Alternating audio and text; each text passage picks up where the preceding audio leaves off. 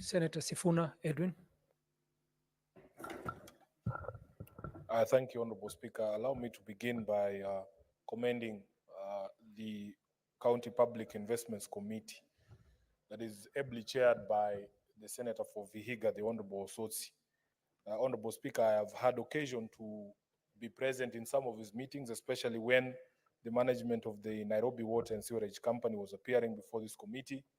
And I can assure you that I saw the sort of commitment by members of the committee and especially the chair to make sure that we right the wrongs in many of these water companies.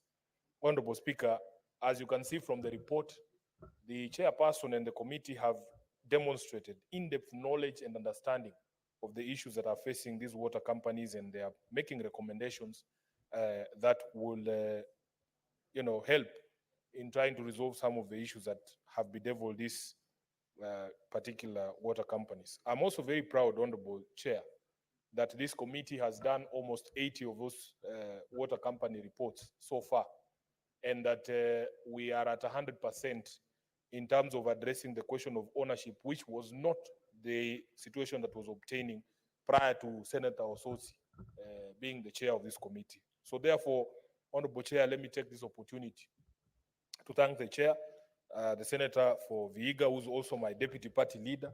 These are some of the things that Kenyans have come to expect from the very high quality leadership from the Orange Democratic Movement. And we are setting the pace for other committees, Honorable Chair.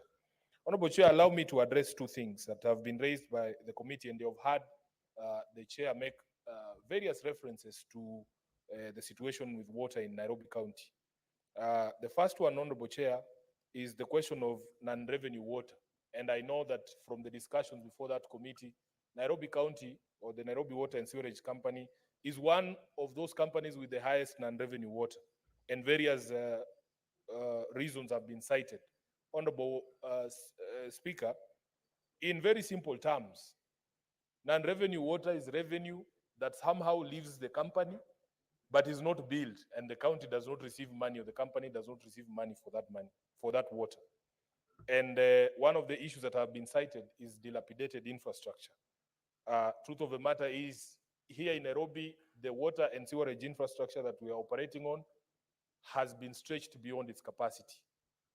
And as the chair said, we are still relying on the original water and sanitation infrastructure when the city was actually built by the Mzungu. Honorable Chair, one of the things that I have never understood is, if you look at our laws, there is a law that is called the Urban Areas and Cities Act. This law, under sections 5 and 6, provides for a framework of cooperation between the national government and the county government, and especially the city county of Nairobi, recognizing the unique position of Nairobi City County amongst the 47 counties.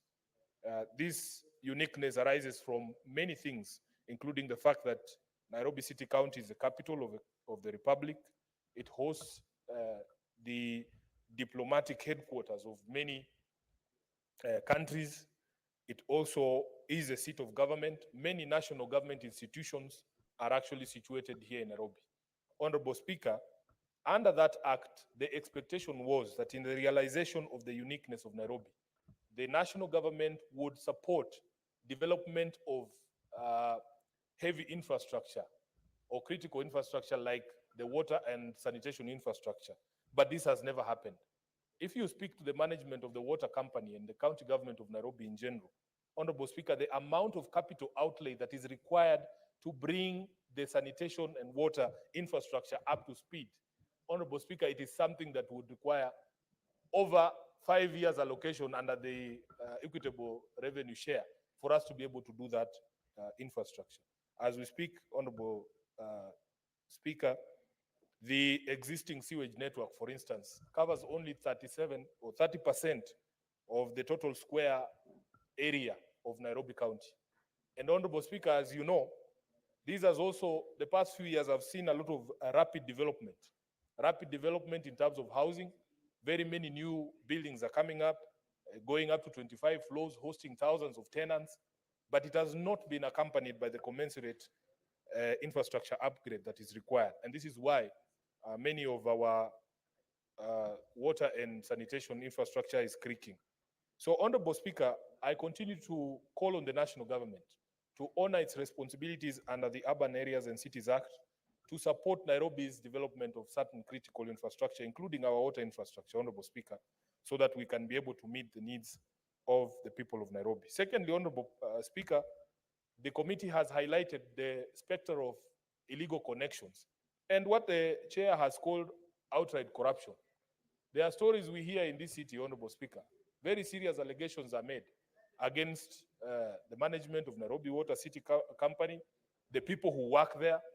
That, Honorable Speaker, even though they told us that there is this program of equitable distribution of water across the city, that there are unscrupulous people within the company who are even themselves merchants of water, people who own water bowsers, who are aware of the distribution schedule, who will make sure that, Honorable Speaker, the running joke is that some of them have mjengos going on and they tell their contractors, just wacha nifunge Nairobi West and then I'll come and see you at the hardware, Honorable Speaker. Knowing that you are shutting water supply to Nairobi West, then your bowsers are available for the people of Nairobi West to buy water from you. So these stories, Honorable Speaker, unfortunately for us, we rely on other institutions, and we have complained even at the Committee of Public Accounts that unfortunately for us as a house, our role ends somewhere. That once we bring up these matters before these committees, we depend on other institutions of government, including the EACC, to be able to follow up and to be able to bring some of these matters before the courts so that we can stop these malpractices. I remember, Honorable Speaker, and I don't know if Chair of this committee can recall, that when the Nairobi Water team was before his committee, there was a discussion about the discharge point for sewage from these exhausters in Nairobi. And the management there could not tell you on average or in a day what are the identities of the trucks that have delivered or have discharged this morning. They cannot tell you the number of times a vehicle specific registration number has appeared there. And it becomes very difficult for you to manage revenue if you're operating like that. So, Honorable Chair, if we do not focus on this question of illegal connections and corruption within our water companies, we are doing nothing.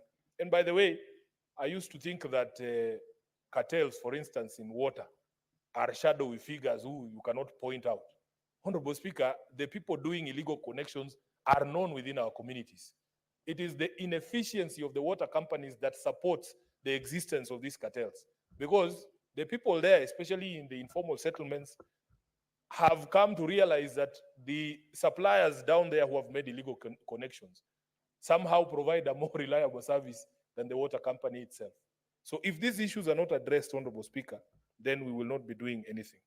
Lastly, Honorable Speaker, I want to just comment on I think on something that the speaker, the chairman said, that the recommendations are arrived at by consensus. And in replying, I would also want him to advise if this consensus is just amongst the members of the committee, or if in fact the management of the water companies themselves share in some of these recommendations, because it is important that you get the buy-in of these stakeholders, especially on conflict areas such as the Kisii and Nyamira situation that you have referred to, the Bungoma and Trans Nzoia one.